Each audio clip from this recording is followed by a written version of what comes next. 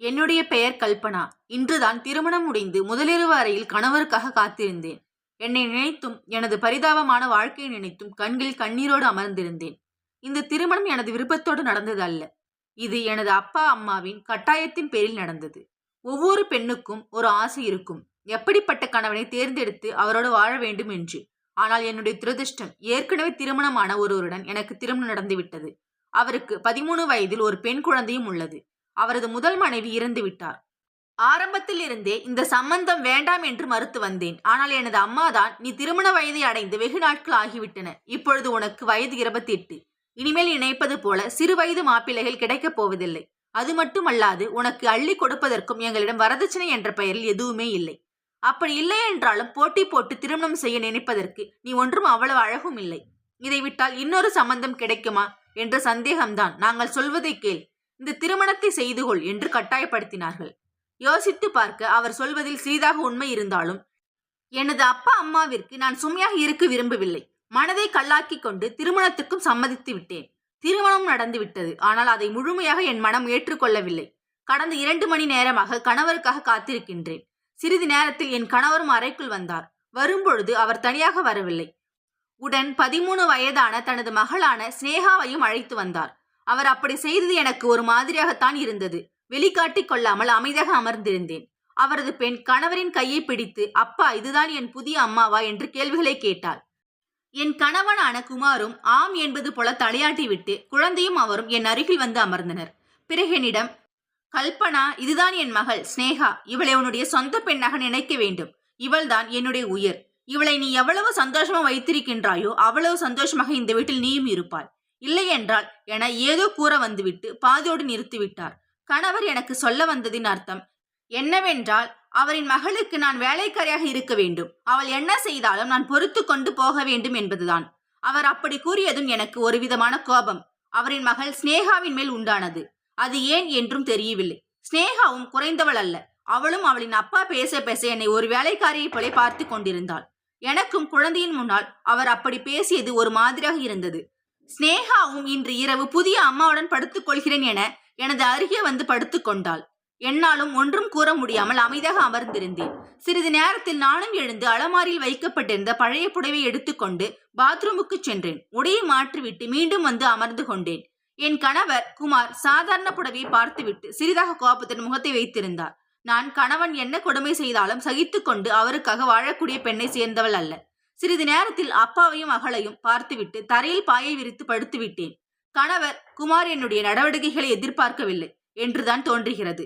காரணம், சிறிது நேரத்தில் தனது மகள் ஸ்னேகாவிடம், பாப்பா, இன்று நீ அப்பாவுடன் படுத்துக்கொள், நாளை முதல் அம்மாவோடு படுத்துக் கொள்ளலாம் என்று அவளை சமாதானம் செய்து தன்னுடன் அழைத்து சென்றார். அவர்கள் போவதையும் கவனித்துக் கொண்டுதான் இருந்தேன். நானும் சிறிது நேரம் யோசித்துக் கொண்டிருந்தேன். அவருக்கு இந்த முதலிரவில் கூட அவரின் மகள் மேல்தான் பாசம் என்றால் அவளுடன் உறங்கட்டும் என்று நினைத்து அறையின் விளக்குகளை அணைத்துவிட்டு படுத்து விட்டேன். ஒரு சிறிது நேரத்தில் உறங்கியும் போனேன். 2 மணி நேரம் கழித்து அறையினுள் குமார் நுழைந்து விளக்குகளை எரியவிட்டார். அந்த வெளிச்சத்தில் நானும் எழுந்து விட்டேன். அவரும் என்னிடம், எழுந்து உட்கார், உன்னிடம் கொஞ்சம் பேச வேண்டும் என்று சற்று கோபமாகவே கூறினார். நானும் அவரிடம், என்ன பேச வேண்டும் கூறுங்கள் என்று எழுந்து அமர்ந்தேன். பிறகு, இன்று என்னுடைய மகளோடு நீ நடந்து கொண்ட விதம் எனக்கு பிடிக்கவில்லை, இன்னொரு முறை அதை போல நடந்து கொள்ளாதே என்றார். நானும் அவரிடம் சற்று கோபமாகவே, என்னை நீங்கள் திருமணம் செய்து கொண்டுதான் அழைத்து வந்துள்ளீர்கள், விலை கொடுத்து வாங்கி வரவில்லை. மனைவிக்கு உண்டான மரியாதையை கொடுங்கள். எனக்கு உங்கள் மகளை எனது மகள் போல் பார்த்து கொள்வதில் எந்த தயக்கமும் இல்லை. ஆனால் நீங்கள் குழந்தையின் முன்னால் நான் ஒரு வேலைக்காரியை போல பேசியது பிடிக்கவில்லை. நீங்களே எனக்கு மரியாதை தரவில்லை என்றால் நாளை உங்களது மகள் எனக்கு எப்படி மரியாதை தருவாள்? நீங்கள் சொன்னதை என்னிடம் தனியாக சொல்லியிருந்தால் பரவாயில்லை. அவளுக்கு முன்னால் கூற வேண்டும் என்று என்ன அவசியம் என்று சற்று கோபமாகவே பதிலளித்தேன். இதை குமாரும் எதிர்பார்க்கவில்லை. அவரது முகம் மாறி போனது. பிறகு அமைதியாக என் அருகில் அமர்ந்து, நீ சொல்வது சரிதான், என்னை மன்னித்து விடு. எனக்கு என்ன கவலை என்றால், எங்கே சில இடங்களில் கேட்பதைப் போல மாற்றான் தாயாக என் மகளோடு நடந்து கொள்வாயோ என்றுதான் அப்படி கூறிவிட்டேன். அதனால்தான் அவள் மேல் நான் வைத்திருக்கும் அன்பை உனக்கு புரிய வைப்பதற்கு முயற்சி செய்தேன். அதனால்தான் அப்படி கூறிவிட்டேன் என்று பொறுமையாக பேசினார். பிறகு நானும் அவரிடம், என்னால் உங்களுக்கும் உங்களது மகளுக்கும் எந்த பிரச்சனையும் வராது, என்னை நம்புங்கள். உங்களுக்கு ஏதாவது தவறாக தோன்றால் என்னிடம் தனிமையில் கேளுங்கள், அதற்கான விளக்கத்தை தருகிறேன். அவளுக்கு முன்னால் என் மேல் கோபப்பட்டால் அவள் எப்பொழுதுமே என்னை ஒரு அம்மாவாக நினைக்க மாட்டாள். மாறாக வீட்டிற்கு வேலை செய்து கொண்டிருக்கும் ஒரு ஆளாக மட்டுமே நினைப்பாள்.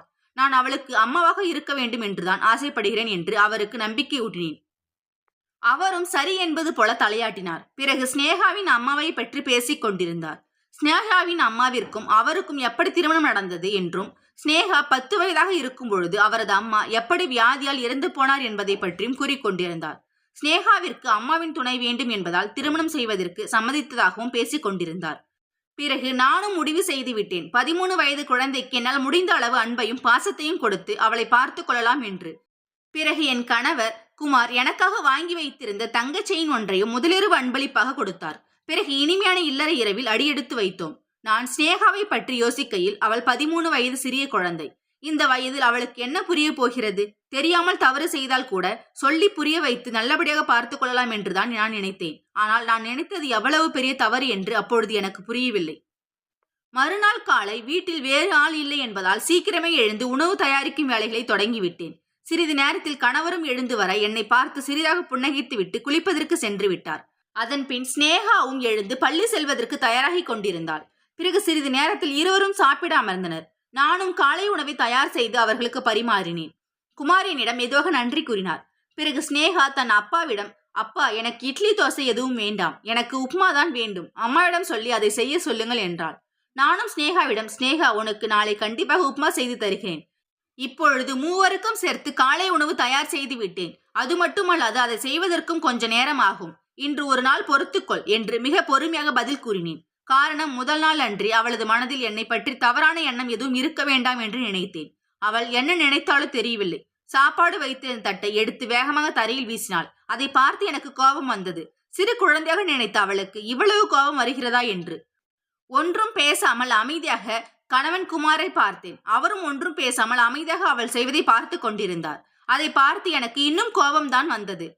குமாரும் என்னிடம், கல்பனா, கொஞ்சம் பொறுத்துக்கொள், அவள் என்ன கேட்கிறாளோ அதை செய்து கொடுத்து விடு என்றார். நானும் கோபத்தை கட்டுப்படுத்தி கொண்டு அவர் சொன்னதை செய்ய தொடங்கினேன். என் கணவனுக்கு முன்பு அவளிடம் கோபத்தை காட்ட விரும்பவில்லை. சிறிது நேரத்தில் ஸ்னேகா கேட்ட உப்மாவையும் செய்து கொடுத்து விட்டேன். உப்மாவை சாப்பிட்ட ஸ்னேகா, பாருங்கள் அப்பா, அதிகமாக காரத்தை வைத்து சமைத்து விட்டார் என பதறிக்கொண்டே அருகிலிருந்து தண்ணி எடுத்து குடித்தாள். ஒரு நிமிடம் நானே பதறி போனேன். கணவர் குமார் என்னை கோபமாக பார்க்க நானும் மீதம் இருந்த உப்மாவை எடுத்து சுருசித்து பார்த்தேன். ஆனால் அதில் அனைத்தும் சரியாகவே இருந்தது. உடனடியாக சிறிதளவு எடுத்து குமாரிடம் கொடுத்து, இதை சாப்பிட்டு பாருங்கள் என்றேன். அவரும் சாப்பிட்டு பார்த்து சரியாகத்தான் உள்ளது என்பதை போல தலையாட்டினார்.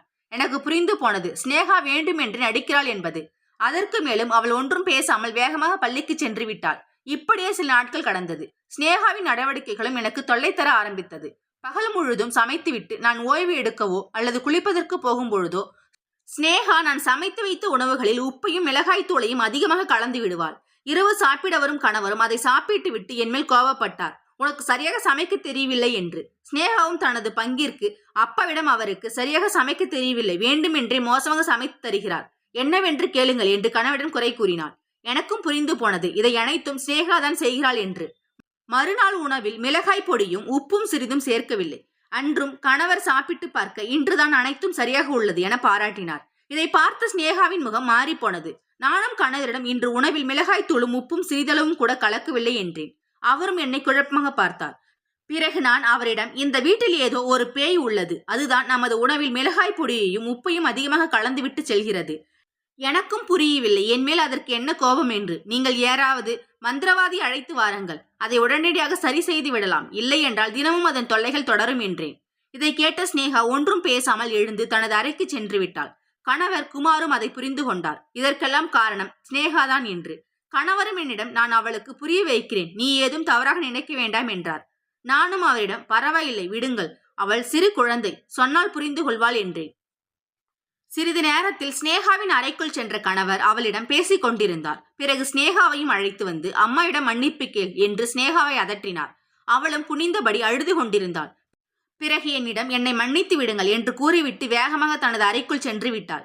எனக்கு மனம் கேட்கவில்லை. கணவரிடம், எதற்காக குழந்தையை அதட்டினீர்கள், மெதுவாக சொன்னால் அவளாகவே கேட்டு இருப்பாளே என்று கூறி நானும் ஸ்னேகாவின் அறைக்குள் சென்று அவளை சமாதானப்படுத்தினேன். அவளிடம், உனது அப்பா பகல் முழுவதும் வேலை செய்துவிட்டு இரவுதான் வீடு திரும்புகிறார். அவருக்கு சரியான சாப்பாடு கிடைக்கவில்லை என்றால் அவரின் மனம் எவ்வளவு கஷ்டப்படும். இதைப்போல் உணவை சாப்பிட்டால் அவரின் உடல்நிலையும் பாதிக்கப்படும். என்மேல் உள்ள கோபத்தை காட்டுவதாக நினைத்து உனது அப்பாவின் ஆரோக்கியத்தை தான் நீ கெடுக்கின்றாய். உனக்கு ஏதாவது கோபம் என்மேல் இருந்தால் அதை நேரடியாகவே சொல்லிவிடு. எதுவாக இருந்தாலும் நான் திருத்திக் கொள்கிறேன் என்றேன். அவள் ஒன்றும் பேசவில்லை. அமைதியாக படுத்திருந்தாள். நானும் அதற்கு மேல் பேச ஒன்றுமில்லை என்று நினைத்து வெளியில் வந்துவிட்டேன். எனக்கு அப்பொழுது தெரியவில்லை ஒரு விஷப்பாம்புக்கு அறிவுரை கூறுகிறோம் என்று. பிறகு ஒரு சில மாதங்கள் கழித்து ஒரு நாள் எனது உடல்நிலை மோசமானது. மருத்துவரிடம் சென்று காண்பிக்க அவர்கள் நான் கர்ப்பமாக இருக்கும் சந்தோஷமான செய்தியை தெரிவித்தனர். அதை கேட்டு நானும் மிகுந்த சந்தோஷம் அடைந்தேன். என்னை விட எனது கணவர் குமாரும் அதிகமாகவே சந்தோஷப்பட்டார். என்னை கண்ணும் கருத்துமாக இருக்கும்படி அறிவுரையும் கூறினார். பிறகு வேலை செய்வதற்கு தனியாக பெண்மணி ஒருவரையும் நியமித்தார். நேரம் கிடைக்கும் பொழுதெல்லாம் என்னை அன்பாக கவனித்துக் கொண்டார். என் கணவர் முன்பை விட அதிகமாக எனக்கு நேரம் செலவழிப்பதை ஸ்னேகாவும் பார்த்து கொண்டுதான் இருந்தாள்.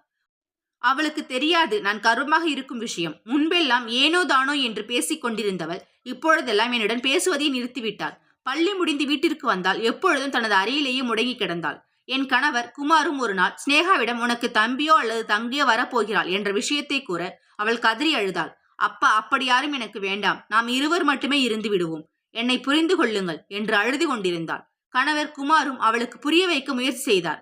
உனக்கு தம்பியோ அல்லது தங்கியோ வந்தால் உனக்கும் உதவியாக இருக்கும், நீயும் அவர்களோடு விளையாடி உனது நேரத்தை சந்தோஷமாக செலவழிக்கலாம் என்றார். ஆனால் அவள் எதுவும் கேட்கும் மனநிலையில் இல்லை. கோபமாக தனது அறைக்கு சென்று கதவை பூட்டிக் கொண்டாள். குமாரும் அவள் கோபமாக உள்ளாள். குழந்தை பிறந்தால் எல்லாம் சரியாகிவிடும் என்று நினைத்தார். இப்படியே எனது பிள்ளையும் 5 மாதம் வயிற்றில் வளர்ந்தது. ஒரு நாள் நான் என் அறையில் அமர்ந்து ஓய்வு எடுத்துக் கொண்டிருக்க அப்பொழுது மாடியில் இருந்து சத்தம் கேட்டது. கூடவே ஸ்னேகாவின் அழுகுரல் கேட்டது. என்னவென்று பதறி போய் வேகமாக மாடிப்படியில் ஏறி ஸ்னேகாவை பார்க்க அங்கே ஸ்னேகா என்னை பார்த்து வில்லத்தனமாக சிரித்து கொண்டு நின்றிருந்தாள். அவளது முகத்தில் அப்படி ஒரு கோபம். நானும் அவளிடம் என்ன ஆனது என்று விசாரிக்க இதுவரை ஒன்றும் ஆகவில்லை, இனிமேல் தான் ஆகப் போகிறது என்று என் மேல் கையை வைத்து மாடிப்படிகளில் இருந்து தள்ளிவிட்டாள். நானும் ஒருடம் என்ன நடக்கிறது என்பது புரியாமல் உருண்டு கீழே விழுந்தேன். கீழே விழுந்ததில் எனது தலையில் இருந்து ரத்தம் சொட்ட ஆரம்பித்தது. வயிற்று பகுதியில் மிக கடுமையான வலியும் ஏற்பட்டது. வலியால் கதறி சத்தமிட்டு அழுது கொண்டிருந்தேன். எனது சதத்தை கேட்டு சமையல் அறையில் வேலை செய்து கொண்டிருந்த வேலை பார்க்கும் பெண்மணி ஓடி வந்தாள். அவளை பார்த்த ஸ்னேகா, ஐயோ அம்மா, கீழே விழுந்து விட்டார், என்னவென்று தெரியவில்லை என அழுவதைப் போல நடிக்க தொடங்கினாள். பிறகு அவர் பக்கத்தில் இருந்து உதவிக்கு ஆட்களை அழைக்க அவர்களும் என்னை மருத்துவமனைக்கு அழைத்துச் சென்றனர். அங்கே என்னை பரிசோதித்த மருத்துவர்கள் உங்களது குழந்தை வயிற்றிலேயே இறந்து விட்டது என்ற துயரமான செய்தியை தெரிவித்தனர். நானும் கதறி அழுதேன். விஷயத்தை கேள்விப்பட்டு கணவரும் மருத்துவமனைக்கு வர அவரும் கதறி அழுதார். நானும் ஸ்னேகாவை பற்றி அவரிடம் எதுவும் கூறவில்லை. பிறகு 4-5 நாட்கள் மருத்துவமனையில் இருந்துவிட்டு வீட்டிற்கு வந்தோம். கணவர் தான் எனக்கு ஆறுதல் கூறினார். வேறு குழந்தை பெற்றுக்கொள்ளலாம், கவலைப்படாதே என்று. என் நினைவு முழுவதும் ஸ்னேகாவின் மேல்தான் இருந்தது. அவள் மேல் அவ்வளவு கோபமாக இருந்தேன். ஏதும் அறியாது என் பிள்ளையை எதற்காக அவள் கொன்றாள் என்று. ஆரம்பத்தில் அவளிடம் அன்பாக இருக்கத்தான் முயற்சி செய்தேன். ஆனால் அவள் என்னை புரிந்து கொள்ளவில்லை. நானும் அதன் பிறகு அவளிடம் இருந்து ஒதுங்கிவிட்டேன். அவளுக்கு எந்த தொந்தரவும் இதுவரை கொடுத்ததில்லை. பிறகு ஏன் அப்படி செய்தாள் என்று கோபமாகத்தான் வந்தது. ஒருபுறம் எனது வயிற்றில் இருந்த குழந்தையை நினைத்தும் மிகவும் கவலையாக இருந்தது.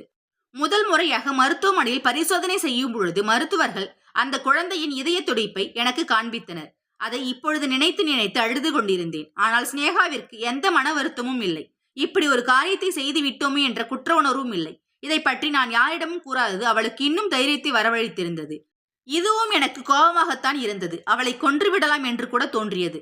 நாங்களும் சிறிது சிறிதாக மறந்து சகஜ நிலைக்கு திரும்பினோம். ஒரு நாள் கணவரினிடம் நான் வெளியூர் செல்வதாகவும் வருவதற்கு 4-5 நாட்கள் ஆகும், ஸ்னேகாவை நல்லபடியாக பார்த்துக்கொள் என்று கூறிவிட்டு வெளியூர் சென்று விட்டார்.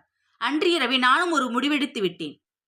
அன்று இரவு ஸ்னேகாவின் அறைக்கு செல்ல அங்கே ஸ்னேகா அமர்ந்து எதையோ படித்துக் கொண்டிருந்தாள். நான் வருவதை பார்த்து அவள் பதறி போனாள். எதற்காக இங்கே வந்தீர்கள், உங்களுக்கு என்ன வேண்டும் என்று கேட்டாள். நானும் அவளிடம், நான் உனக்கு என்ன பாவம் செய்தேன்? உனது அப்பாவை நானாகவா திருமணம் செய்து கொண்டேன்? அல்லது உனது அம்மாவை நான் தான் கொன்றேனா? அல்லது உன்னிடத்திலும் நான் தவறாக நடந்து கொண்டேனா? எதற்காக எனது குழந்தையை கொன்றாய் என கோபமாக கேட்டேன். அவளும் அமைதியாக தலை குனிந்தபடி நின்று இருந்தாள். எனக்கும் கோபம் அடங்கவில்லை. அவளை பிடித்து வெளியே இழுத்து வந்தேன். எனது பிடியிலிருந்து நடுவதற்கு எவ்வளவோ முயற்சி செய்தாள். ஆனால் நான் மிக கெட்டியாக பிடித்து கொண்டேன். அவளும் என்னிடம் மரியாதையாக விட்டுவிடுங்கள், எனது அப்பாவிடம் சொல்லிவிடுவேன் என கத்திக் கொண்டிருந்தாள். நான் அவளிடம், உனது அப்பா உன்னை காப்பாற்றுவதற்கு இங்கு இல்லை. நீ எனது குழந்தைக்கு என்ன செய்தாயோ அதைதான் நானும் உனக்கு செய்ய போகிறேன். இனிமேல் எனக்கு உனது தொல்லை இருக்காது என்று கூறிக்கொண்டு அவளை இழுத்து வந்து பொருட்கள் அடுக்கி வைக்கும் அறையில் தள்ளிவிட்டு கதவை வெளிப்புறமாக தாளிட்டேன். வெகு நேரமாக அழுது கொண்டு கதவை தட்டி கொண்டிருந்தாள். நான் அதை கண்டுகொள்ளவே இல்லை. நேராக எனது அறைக்கு சென்று படுத்து விட்டேன். எனக்கும் கொஞ்சம் கஷ்டமாகத்தான் இருந்தது, சிறு பிள்ளையிடம் இப்படி நடந்து கொள்கிறோமே என்று. ஆனால் அவள் என் பிள்ளையிடம் நடந்து கொண்டதை நினைத்து கோபமாகத்தான் வந்தது. வெகு நேரமாக உறக்கம் வராமல் விழித்திருந்தேன். ஸ்னேகாவும் என்னை விட்டுவிடுங்கள், எனக்கு பயமாக உள்ளது என்று கதவை தட்டி கொண்டிருந்தாள். பிறகு நானும் தூக்க மாத்திரையை போட்டு படுத்து உறங்கிவிட்டேன். காலை எழுந்திருக்க அப்பொழுதும் ஸ்னேகாவின் அழுகுரல் கேட்டுக்கொண்டே இருந்தது. அவள் எனக்கு மிகவும் தாகமாக உள்ளது, யாராவது தண்ணீர் கொடுங்கள் என்று அழுது கொண்டிருந்தாள். எனக்கு அவளின் அழுகுரல் பாவமாகத்தான் இருந்தது. ஆனால் அவள் செய்த குற்றத்திற்கு தண்டனை கிடைக்க வேண்டும் என்று நினைத்தேன். நானும் அதை கண்டுகொள்ளாமல் வீட்டில் உள்ள வேலைகளை பார்க்க தொடங்கினேன். சாயங்காலம் வரை அழுது புலம்பிக் கொண்டிருந்தாள். எனக்கு மிகவும் கஷ்டமாகத்தான் இருந்தது. அவளின் நிலையை நினைத்து கண்ணீர் கூட வந்தது. இரவாக அவளின் குரல் கேட்கவில்லை. எனக்கும் சிறிதாக பயம் உண்டானது. எங்கே உண்மையிலேயே ஏதாவது ஆகிவிடுமோ என்று. நானும் ஏதாவது அறையை திறந்து உள்ளே சென்று பார்க்க அங்கே அழுவதற்கு கூட தெம்பு இல்லாமல் ஒரு ஓரமாக அமர்ந்திருந்தாள். அதற்கு மேலும் அவளுக்கு தண்டனை கொடுக்க எனக்கு மனம் வரவில்லை. உடனடியாக சமையல் அறைக்கு சென்று தண்ணீர் எடுத்து வந்து அவளை ஆசுவாசப்படுத்தினேன். பிறகு வெளியே அழைத்து வந்து அறைக்குள் அமர வைத்தேன். பிறகு உணவை எடுத்து வந்து என் கையாலேயே அவளுக்கு ஊட்டியும் விட்டேன். நான் அவளிடம், ஸ்னேகா, உன்னை கஷ்டப்படுத்துவது எனது எண்ணம் அல்ல. நீ எப்பொழுதுமே என்னை அம்மாவாக நினைத்ததில்லை.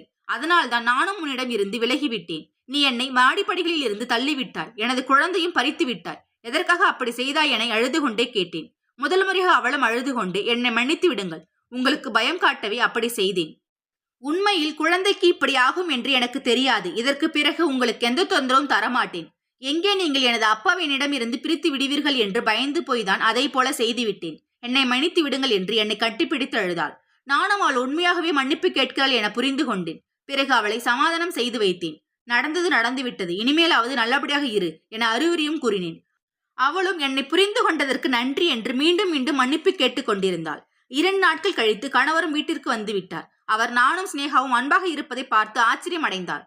நானும் ஸ்னேகாவும் அவரிடம் எதை பற்றியும் கூறவில்லை. ஸ்னேகாவும் முன்பு போல அல்லாமல் என்னுடன் நெருங்கி பழக ஆரம்பித்தாள். நானும் அவளுக்கு அம்மாவின் அன்பை காட்ட ஆரம்பித்தேன். நானும் மறு வருடமே ஒரு அழகான ஆண் குழந்தையை பெற்றெடுத்தேன். எங்களைப் போலவே ஸ்னேகாவும் மிகவும் மகிழ்ச்சி அடைந்தாள். எப்பொழுதும் அவனை பார்த்துக் கொள்வதில் அதிக நேரம் செலவிட்டாள். தம்பி என்று உயிராக இருந்தாள். அவளை பார்த்து எனக்கும் சந்தோஷமாகவே இருந்தது. கடைசியில் என்னை புரிந்து கொண்டாள் என்று. எங்களின் வாழ்க்கையும் சந்தோஷமாக சென்று கொண்டிருக்கிறது. இத்துடன் இந்த கதை முடிவடைகிறது. இந்த கதை பிடிச்சா லைக் பண்ணிக்கோங்க. இதே மாதிரி ஸ்டோரி வேணா நம்ம சேனலை சப்ஸ்கிரைப் பண்ணிக்கோங்க. தேங்க்யூ ஃபார் வாட்சிங்.